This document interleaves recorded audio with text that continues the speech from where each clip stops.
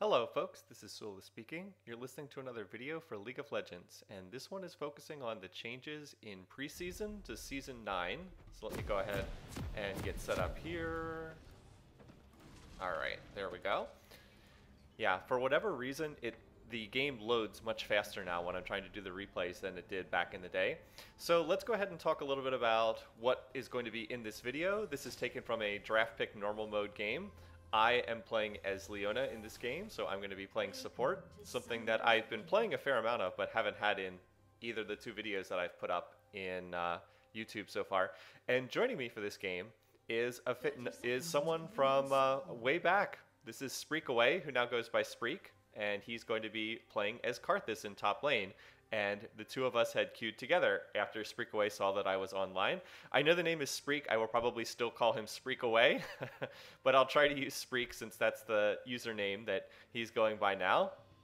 And we were able to queue together for a fair number of games in this particular day. Well, the main reason why I wanted to put this video up is I wanted to talk about some of the changes that have been added in the most recent patch to League of Legends as I record this. And this is the preseason for Season 9. Season 9 won't start until 2019. It's November of 2018 as I record this video. But they've already started introducing some of the new changes that are going to come in with this particular patch. They've been introducing some of the changes that have come in. You might have seen that Taric ran in and warded our red buff, which is where our jungle Hecarim is going to start. So generally speaking, there were not too many changes to champions. There were a couple of champion nerfs in this patch. Aatrox was nerfed pretty heavily in this patch, for example. But mostly there weren't a lot of champion changes. It was more kind of global changes to how the map works. So changes to how the minions work, changes to how the towers work, some changes to Dragon and Baron, that sort of thing. And that's kind of what we have in this patch. So let me go ahead and show you the lanes first of all. This is not going to be a champion focused video. It's going to be more kind of wide angle view and discussing changes in the patch. So in top lane we have Spreek playing as Karthus, and he's up against a laning Jace. In mid lane we have Lissandra, who had her passive changed in the most recent patch. We have Lissandra playing against Zoe in mid, another champion I haven't seen much of. Down in bottom lane we have a Jhin Leona lane, and I'm playing as Leona. In this particular game, a champion that I've been playing a decent amount. I really like the changes that have been made to the support items for the tanky supports since I was playing the game last. And I've been playing a fair amount of Leona and trying to play some Braum, but not doing it very well. We're up against Kai'Sa Taric in bot lane. And then in the jungle, we have a jungling Hecarim. And on the other team, they have a jungle Warwick. So back like being in Season 1 again with the jungle Warwick over there. Although Warwick has been reworked since the last time I played the game, so I'm not as familiar with what he does now, although it's not all that different from what he used to do back in the day. So let's talk about some of the changes in this patch. The most immediate change has been the change to the turrets. Now the outer turrets have what's known as armor plating, turret plating. You might see these shields on the outsides of the tower right there. And this basically gives them extra health. Oh, we're going to have a fight down here in bottom lane. So right here, I get the stun on Taric, and we're actually blowing him up pretty good. He's going to have to flash away, and then Kai'Sa is also going to get stunned by me. And we win this trade pretty hard. I actually think if I had played that slightly better, we could have gotten a kill on Taric. I think I might have been able to flash and then shield up Ray Break, stun him. So that gives us advantage in lane. And then there was also a kill in bit. You know, this is the spectator client. I can go back and we can watch this. So here we have Lissandra go in. She's going to root Zoe. She's going to flash away. And it looks like Zoe's going to win this trade. But here comes Hecarim. Zoe is going to flash in. Oh, so that's how Zoe gets first blood right there. And let's see if Hecarim can chase this down. They're kind of shadowing each other here. I mean, at some point, Zoe's going to have to get back to her base. She's going to try to recall. Let's see if she manages to get out of this. Hecarim pops his E, flashes in, oh, and a nice flash over the wall, so Zoe does manage to escape at the cost of her flash, so nicely done there. And meanwhile, up in top lane, there's a fight going on too. Spreekaway has gotten the wall down, some nice Qs here, and he's actually going to get that kill with a Karthus auto attack as Jace flashes into the brush, so really nicely played there, Spreek. Nice kill, not an easy one at all. All of Karthus's damage on those Qs are skill shots, so it's not the easiest to place them and get damage off of them. But anyway, as I was saying, let's go back to changes in the Season 9 preseason patch. It's a mouthful to say. So the biggest change is these turrets. The outer turrets now have this plating, and now they have all the way up to 5,000 health. But instead of only getting gold when the turret is killed, now you can pick up gold for knocking off some of that armor plating. You might see the little health bar has 5 little ticks here. Every time you take off 1,000 health on the tower, you get additional gold. I believe you get 160 gold for each one of these armor plates that comes off of the tower. So on the one hand, this can be good for champions that are weaker in lane in the sense that they have a more health to hide behind, and this is one of the things that Riot has said. Weaker laning champions, it's harder to dive them because the tower has way more health. It'll take longer for the tower to be killed. But on the other hand, lane bully champions can pick up a lot of gold by knocking off that tower plating, because you can imagine if you're getting 160 gold every time you kill one of those 5 towers. Unfortunately, Spreek gets killed in top lane, and oh, so little health left on Jace, but Karthus not level 5 yet, so Spreek cannot ult and pick up that kill. But anyway, as I was saying, you can imagine if you're a lane bully and you're knocking off, you know, each one of those 5 plates on the turret, you know, that's what, 5 times 160, what is that? That's 800 gold. That is a ton of gold that you can be picking up in lane just for chipping away at the tower. So there's both risk and reward kind of here. The reward for if you kill the tower early on, you can pick up lots of gold. But on the other hand, it's a little bit harder to dive people under tower, and that's something that I think they were trying to put in play. So that's kind of the biggest change. There's other changes as well that we'll talk about as we go through the game. Changes to how, like I said, changes to how the jungle works. In particular, the dragons and the barons, their respawn timer has been sped up. So you should see more dragons being taken, which makes it easier for a team that's ahead to snowball the game. And also Baron will respawn more quickly. Instead of Baron respawning after every 7 minutes, as it's been since time memorial, it's now going to respawn every 6 minutes. So Hecarim's going to come in here, dash after Zoe. Looks like he gets frozen by her bubble, and that's not going to turn into anything there. But if you look more closely at this mid lane, Lissandra, even though Lissandra died and gave up first blood, she is really far ahead in the farming score, 51 to 25, not even close up there. So even though, like, you can't always just look at the kills, Lissandra's actually pretty far ahead in this mid lane right now. And she actually has 6, so she may be able to dive and get a kill there. I'm actually going to keep the focus here because I think Lissandra is... I can't remember if she gets a kill here or not. Well, anyway, Warwick is now coming, so let's watch this gank in mid. So here comes Warwick. He is only level 4, though, so he's going to jump in, gets his root down, gets that fear effect. But Lissandra is still looks like she's okay, and looks like she's just going to walk out of here. And actually, Warwick takes more of that mid lane farm, so now Zoe's going to be even further behind. Oh, and it looks like Spreekaway hit level 6 and just ulted and killed the Zoe player because she was so low. I think he might have noticed for the first time how low the Zoe was, and just... You know, hey, I'm Karthus, I can hit R and pick up a kill for free that way. Also, Spreek went for the tier first, which is a good scaling item.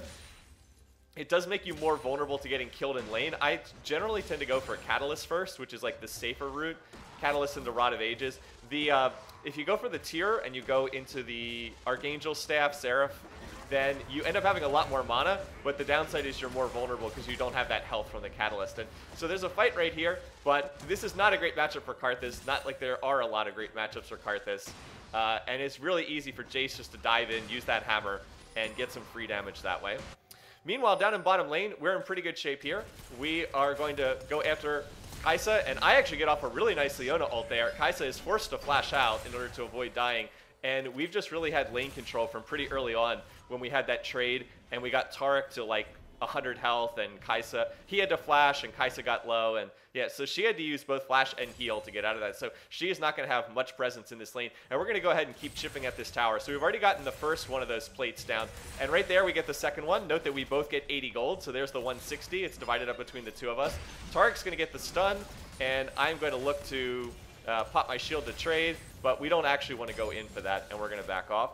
And meanwhile, while that was going on, this replay mode, we can back up and look at this. We had a Hecarim gank in mid on Zoe. So there's Lissandra, claws in, uses her tomb, and then Hecarim comes in, really nicely set up by Lissandra, and that's going to be a kill there for Hecarim, as we saw a second ago. So again, nicely done, nice teamwork there. Lissandra makes it easy to pull off some of those ganks when she uses her ultimate. What is it called? Tomb something? Frozen Tomb? Yep, remember part of it. So picks that up, and we're continuing to chip away at this tower and trying to pick up more gold on that. So there's the stun coming in. Now Warwick is about to come gank us, and this is our fault because we lost ward coverage on the river. I should have had better warding there, so he's going to chase us. I have to flash away, and Are they going to continue diving us under the tower? Warwick is going to jump in, and he actually scores a double kill, which surprised me. I didn't know he could hit 2 people at once, but apparently he's able to hit us. So we are going to get the tower to clean up that kill, but he goes 2 for 1 there. Very much worth it, in particular because Jin had racked up a pretty good bounty. And that was one of my larger misplays of this game, because I did have my Q off of cooldown for Leona, her Shield of Daybreak, and I think I could have stunned him under the tower and us potentially live through that. Meanwhile, in top lane, that's one gank that didn't work out, as Hecarim tries to get a kill on Jace, but ends up dying, and Jace ends up with double buff, which is not great for poor Spreek here. This is a rough enough matchup for Karthus without handing double buff over to Jace in the process. So he's going to look to back and get some more health and continue from there. Overall, though, the game is pretty... I was going to say pretty even, but we actually have a decent lead for 10-minute mark. We're about 1,000 gold ahead. Where is our advantage concentrated right now? Well, if you look at the gold totals, most of the advantage is actually in a combination of mid and bot. We're 400 gold up on mid with Lissandra, and then also about 400 gold up in bot lane. So Hecarim and Lissandra going to join in mid lane again, and we're going to see the claw pop out. And ultimately, Zoe has to flash away, but Zoe with no flash is fairly vulnerable. She does have decent mobility, but, you know, that just by nature of having your flash down is going to make you more susceptible to getting ganked. And our mid and our jungle have been combining pretty well on that so far. So meanwhile, over here, we are going to try to sweep out their vision, although I see now that Tark got another ward down after we walked away. And meanwhile, we have an invade coming in on their blue. Warwick is aware that the blue buff is low. You see the little mark over its head, but we're still able to pick that up, and we ultimately give it to Jin. And this is going to continue into an extended fight over here. So Hecarim trying to escape. Lissandra's still over there by that blue. But our bot lane was shoved in, so our bot lane is going to be able to roam up here. So Lissandra's going to self-ult for the safety. In comes Jin, and now Hecarim's going to ult into the fight. Here I come, and I'm actually going to get the stun on Warwick here, and he's going to get blown up. So we managed to get a double kill, and now we have Curtain Call ultimate coming out from Jin. Can he hit Zoe on any of these shots? No, actually. So Zoe does a nice job of dodging them. But we picked that up, and now we're going to go ahead and take this dragon. So let me talk a little bit about the dragons. Traditionally, dragon would spawn at 3 minutes and respawn every 6 minutes. Now it doesn't spawn until 5 minutes. So it is slightly later when it spawns for the first time.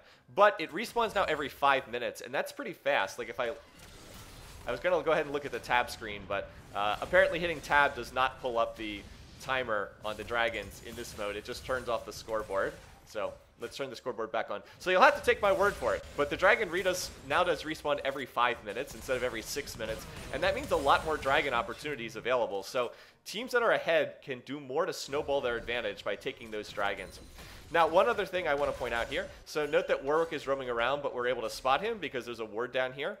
And we're going to look, I think, to back here. And so let's take a look at top lane, where Jace is trying to chip away at that turret. You see he just picked up the little coin over his head. He just picked up the 160 gold for chipping away one of the plates on that turret right there. And now, meanwhile, down here, we're going to kill a ward as Leona. And then watch this. Tark's going to drop another ward. And then, as Leona, I can attack, Q, auto-attack again. And that is probably my favorite thing as Leona, the ability to kill those wards so fast. But note one thing that's missing. We have no ward coverage on the river here. And this is going to be an issue because Warwick is going to look to come after us. And we do not have wards here. So look, we're roaming forward. So this is a big mistake. Like I said, actually, this is probably my biggest mistake in the game, in addition to failing to get off my stun under the tower before. But Spreek's going to try to ult into this fight. It's not going to be enough. Jin goes down right away. I'm not able to get off a good enough Leona stun to escape this. And I did not have flash up. I think with flash up, I could have escaped that with a flash and a good Leona ultimate right there. But it's not enough, and we die. And that's a really needless death because we really just didn't have any ward coverage there. So could have been very easily avoided. So I take back what I said earlier. That was probably my worst play of the game, not having a ward on the river. With ward coverage, we could have easily escaped that and walked out, and now we've given away a decent amount of our advantage in lane. And that's because well, let's watch this play mid first, because we've got Warwick coming in here against Hecarim. But I think Hecarim's going to be able to use his E, which is called Devastating Charge, and he'll just be able to escape out of that one. Unfortunately, Spreek away gets killed in the top lane right there. So, yeah, it's tough when Jace has lane advantage like that. So look what Jace has picked up as a result of this. See on the interface, it says award 600 gold. So let's talk a little bit about the kill bounties, because this is one of the biggest changes in this patch. Actually, I think Lissandra has a battle going in here on Zoe. Yeah, she's not getting out of that. So Tomb picks up the kill. And Lissandra has just snowballed way in front of this Zoe. But as I was saying, so one of the biggest changes in this patch is the kill bounties. In this preseason patch, Riot has changed it so that the bounties are much bigger in the game. You can get a bounty not just for picking up a killing streak, like Jace is on a 3-kill streak right now, but also just for farming. Like, look at Lissandra. She only has 1 kill, but she's already worth 500 gold, and that is a ton of money. So you can actually be worth extra gold just as a result of farming well. Like, just getting a lot of minion kills can make you worth a bounty now. And I don't think I really like that. I mean, the advantage is it's easier to come back when you're losing in a game because of these big kill streaks. Like, when you die, you can give away tons and tons of gold. But I just feel like the gold bounties are a little bit too high. They scale up too quickly. And I think Riot is probably going to have to tone these down because it's really not that hard to get a bounty of like 1,000 gold on your head. And, you know, you kill someone and pick up 1,000 gold in the process. It's just such a massive sum of money. It just feels to me like the kill bounties are a little too high right now, and they stack up even if you're not really dominating the game. But anyway, we're going to go and look to jump after Warwick right here. So he is going to get picked up. Did he get the red buff? No, it looks like Hecarim was able to grab the red buff there. I'm not sure if he actually smited it or not. It's really hard to tell now. Now that the junglers can carry 2 smite charges, it's a lot harder. So Taric, nice attempted stun there. Our Jhin player is going to have to flash out of that stun. So nicely done there to get the flash off of Jhin. And we were pushing this bottom tower pretty aggressively. We were almost able to get the second turret. And that's because Kai'Sa went AFK away from her computer for like 3 minutes here in the middle of the game. Obviously, I don't know why. We did not know she was gone. We just didn't see her on the map. So we thought she was maybe in the jungle or farming elsewhere. But she actually wasn't here. And we took advantage of that. See, now she's back. She wasn't gone that long, but we took advantage of that to get most of the inner turret. I should also mention the turret plating drops at 14 minutes, so it only lasts for so long. After 14 minutes, it's gone. And like, for example, you can see this top turret didn't really take much harass, but it's gone. There's no plating on it. And there's no plating on the inner turrets or the base turrets. Only on the outer turrets do you see this plating. The other thing I should mention is the outer turrets are really, really frail once the turret plating comes off. But we've got a fight right here, so Tarik's going to ult. The Hecarim ult's going to come off here. I totally whiff on my Leona ult, but I am able to get some stuns off in this fight. And we have Spreek ulting from top lane, and that's going to be enough to get this kill on Warwick. So watch how fast this tower melts as soon as we walk up to it. It just dies in like a second. And that's because there's actually no armor and no magic resistance on the turrets once their armor plating drops off. Also something that may need to be adjusted in the future because those inner turrets are just, or not inner turrets, the outer turrets are incredibly frail once their plating drops. They die to like 5 auto attacks from anyone because they have no armor and no MR. So yeah, kind of weird. And note what I mentioned about how the dragons respawn more quickly. So let's see, how do I drop the, is this, there we go. So I'm going to drop the Fog of War for a second. Yeah, Ocean Drake's already back up. And with our team already having picked up 1 Ocean Drake, this is going to get us a 2nd Ocean Drake. And that is always a really nice situation to be in. Maybe not quite as good as double Infernal Drake, but double Ocean is just so nice with all the health and mana regen that you pick up in the process. Let me see if I can grab my character and show what that looks like. So where's the health? Oh, here we go. Yeah, 43 health regen per 5, 11 magic point regen per 5. That is a lot of health regeneration. Now, granted, a lot of that comes from the item that I have, but still. And let's go back to the... wait. There we go. Back to vision from both teams, not just vision from my team. Not that there's a lot going on here, but...